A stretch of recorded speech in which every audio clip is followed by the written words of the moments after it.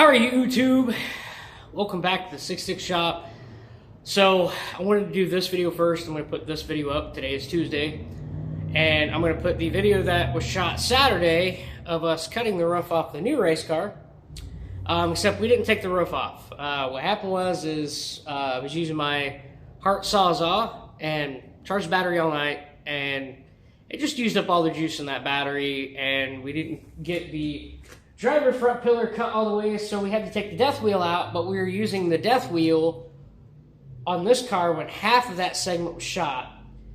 So we didn't do the, I didn't do a video on taking the roll cage out of this thing to try to set everything up and do everything the right way. It's about 10 to 20 minute range, and honestly, we just want to start thrashing and get to work, so about almost close to 7:30 Sunday night, we got the roll cage finally transferred in this thing.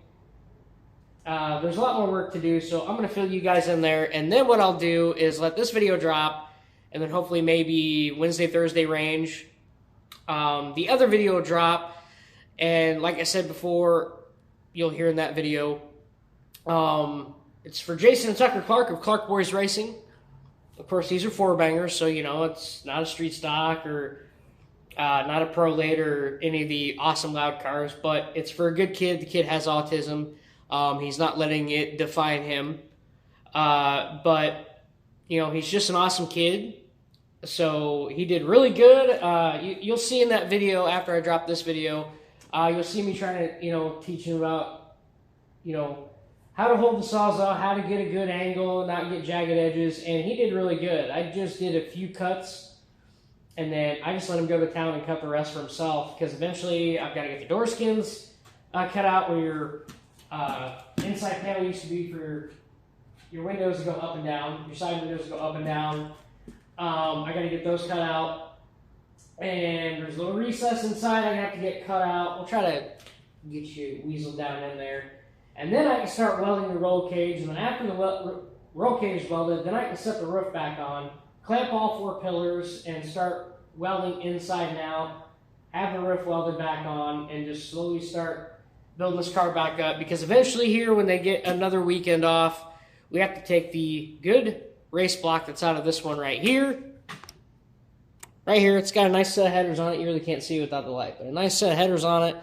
It's all ready to zoom and vroom vroom, but we've got to take this one out, and then we have to take the blown one out of that car and put this in that car and wire everything back up, and then eventually it can go home. So we're gonna have, and this one's going to the scrapyard, obviously, but then this one will be running, you can go home, and so I'm probably gonna have this stuff in here for probably about maybe a good 2 or 3 weeks, maybe, we'll see.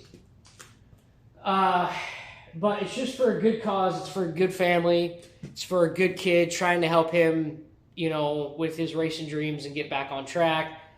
This car's just been through hell, and it was time for a new one, so they got a new one. Obviously, this is going to be repainted just like how this one looks.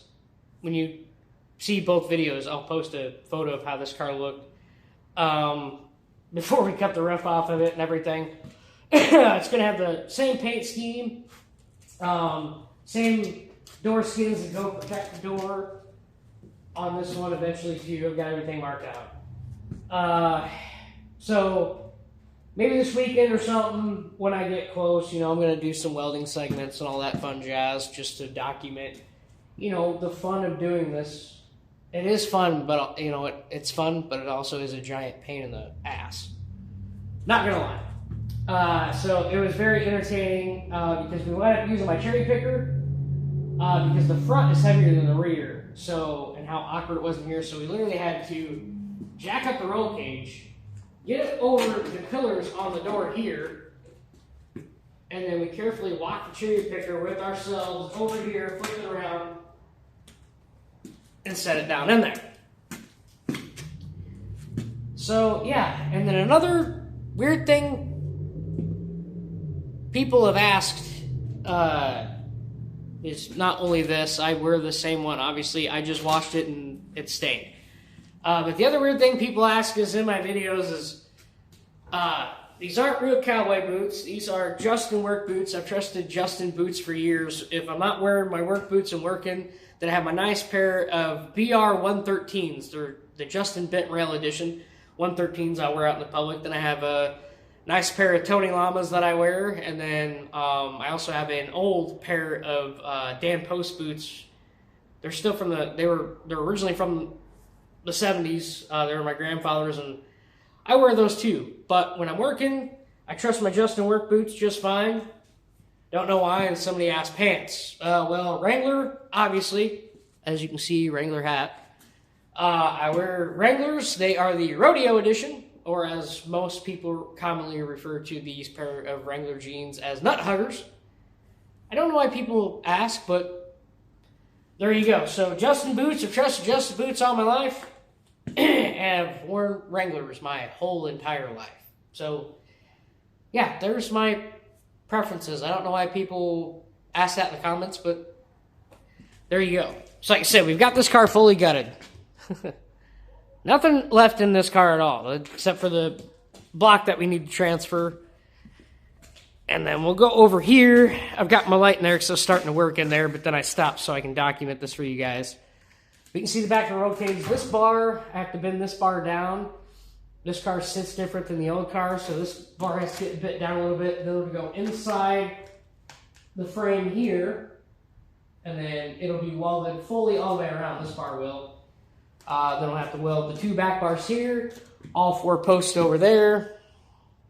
But I have a little recess problem that I need to figure out. And then you will also see here, before we get to that point. So I've got to cut these door skins out. This door shuts all the way. But it's still a relief weight. That's like an extra, it'll be an extra 5 pounds. But the door shuts all the way shut. But we'll cut this out because that's where the rail used to be for your window to go up and down. But we'll cut all of this out. I've got to do the same for the driver door because the driver door, it will not shut. But there's a little recess. I don't know if I can get you guys in here or not, but we'll step up in here. All right, here we go. Let's go for a ride. So there's a little recess lip right down here on my fingers, right there. Right down in here that I have to cut. Right there. That I have to cut in order for the frame to sit perfectly down. Oops. Nice and straight. And then that way the frame will sit all the way down, and then we can start welding the side tabs on this side, and then all four post corners get a nice thick weld. But of course we've got to get the death wheel out. Just trying to pull my phone over a little bit. Get the death wheel out and do some work there. So I might not document that because it's going to be loud. Like I said, I'm still going to put that video up of me and Tucker and teaching him how to use a Sawzall. I'm still going to put that video up because it's still important to get him in the video and, you know, show him, because this is him and his dad's race program. Like I said, it's for a great cause, great people. And then you can see over here, this giant bar here, because your race seat sits here. So this protects the driver. So if you get hit over here, these bars are so thick that you're not going to feel it. But if I don't cut the door out here like on the other side, obviously the door doesn't shut all the way. So we have to cut that out to get the door to shut all the way. And once we get the doors to shut all the way, let's see here how the other skin's covered. We gotta get these skins of his car that I'm holding up over here. We gotta get these skins on each door. On each door panel. The door panels will be shut, and then we'll get the roof back on, which the roof's over here in the corner.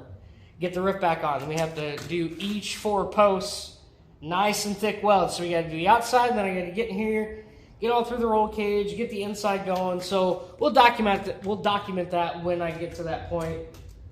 Hopefully this weekend. But I've got that little recess to take care of there. Get this to sit all the way down. That recess is just causing it to sit up a little too high, so we can't start welding each 4 posts yet. Each corner, technically it's 4 posts because it's 1, 2, 3, 4, and then the back 2 back there. But it's not recessed or set all the way down because there's a lip right there that's running through the bar that I have to cut out, and then this whole thing will sit down proper where it's supposed to be. And like I said, maybe I'll do a video of when, you know, we get all the electronics put back in here, you know, get the push start going, get the kill switch going, you know, do the block transfer. Hopefully that'll be in another week or so. We'll see. Because I can't just do that work myself. This isn't a V8 where I can just pick it up and do it. These, because you got your block sitting this way, but then you have a transmission that's to the side of it. These are so hard to literally do by yourself. So hopefully they'll be back, you know, and lend me a hand here. But eventually we're going to get this done, get the rip back on. We'll document all the welding for you guys. And then we'll get this thing looking like a race car. It'll go home. It'll get painted just like the old car. It'll look nice and neat for this season. The season kicks up in April, so we really need to get our nose to the grindstone here and get this thing as far along as we possibly can, so we can hopefully get the block transfer done as soon as we can, so they can take it home and do everything else they need to do because they don't have a garage. They call it the open air shop. You'll see that on their t-shirts. So go to Facebook and Instagram, Clark Boyz Racing. Show them some love and support, and you know, if you want to get some of their merch, that also helps support their race program too. Go ahead and get yourself some 14C race merch. I'm sure that they will absolutely appreciate that. But there you go in a nutshell, guys. I'm going to get off here. I'm going to get to work and get this uploaded and get it started. And we'll just roll from there and get you guys more content. But I figured I'd get you an update video first. Then I'll get that video of showing Tucker and everything from Saturday's portion done. But we didn't do a roll cage transfer portion. It was just too busy. It took too long. And honestly, I just wanted to keep my music going. And all of us just, you know, having a good time with music and just keep the ball rolling. So I didn't do anything really in-depth after that video that you'll eventually see. But I love you guys so much. Thank you all so much for loving the sport. Like I always say, you guys are what keep me pumped up and make me possible. But at the same time, please support them. It's for autism awareness. The kid's an awesome kid. He has autism. He's not trying to let it define him.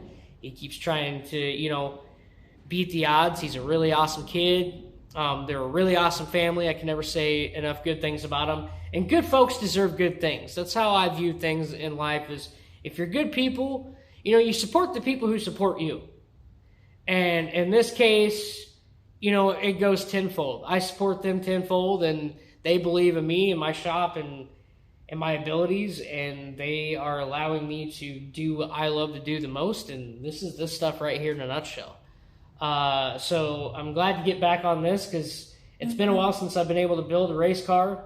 Like I said, yeah, it's not a street stock or, you know, a super late model or anything like that, but it's still a race car nonetheless, even though what they refer to around here as Hornets. If you live in like Georgia or southern area, they call them bombers and all sorts of other weird names. But around here, it's just a Hornet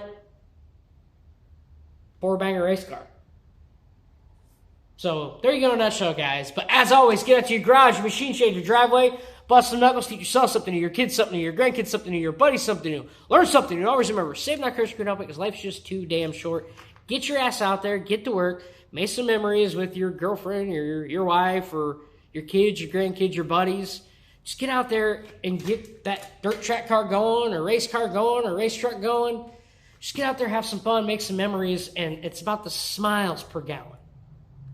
I mean, if you do have a, you know, loud, fast V8, then you definitely know it's literally about the smiles per gallon because they just go out the door. And then hopefully eventually, you know, get around to getting my heads done, and we'll get old Blood Axe back in the limelight here again, like you guys always see in the background, the shop race truck I've been building for 3 years. but other people always come first before my needs, so that's what we're doing here.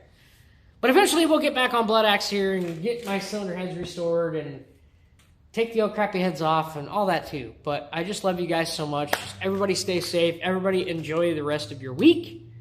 And we'll catch you back here on the flip side and the dark side of the moon at the shop as soon as possible. But there's a lot going on. I'm going to try to document and bring to you guys.